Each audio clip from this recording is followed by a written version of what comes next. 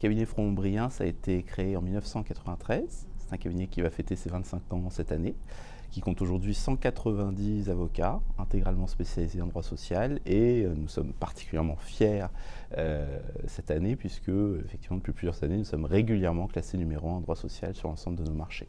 Aujourd'hui, les ordonnances Macron ont, de manière générale, dans tous les pans du droit social, eu pour objectif et ont pour effet de changer intégralement la manière dont le droit social doit être appréhendé. Hier, nous étions dans un droit social qui était particulièrement contraint, réglementaire. L'objectif des ordonnances Macron est de changer de paradigme et de nous intégrer aujourd'hui dans un schéma beaucoup plus négocié. Il est impératif aujourd'hui qu'un employeur et qu'une organisation syndicale aient conscience des enjeux des ordonnances Macron, parce qu'effectivement, ça va nous inscrire dans un champ de négociation, de gagnant-gagnant, des accords qui vont permettre effectivement de faire évoluer l'entreprise. Ça, c'est un premier plan extrêmement significatif. Les ordonnances Macron ont aussi pour effet, sur le plan des relations individuelles notamment, de sécuriser et de donner un peu plus de prévisibilité aux employeurs sur le terrain du contentieux individuel.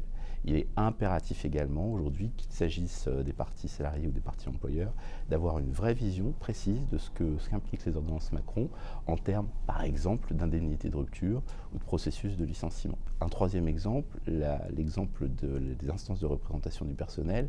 Nous avions jusqu'à présent en France un schéma dans lequel les instances étaient multiples.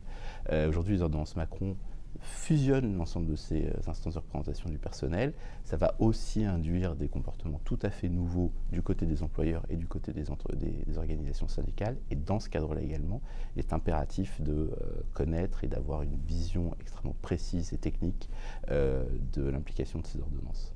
Aujourd'hui, ce qui est extrêmement important, si on veut synthétiser un petit peu l'esprit des ordonnances Macron, c'est effectivement d'être en capacité, comme je le disais tout à l'heure, de s'inscrire dans un champ de négociation.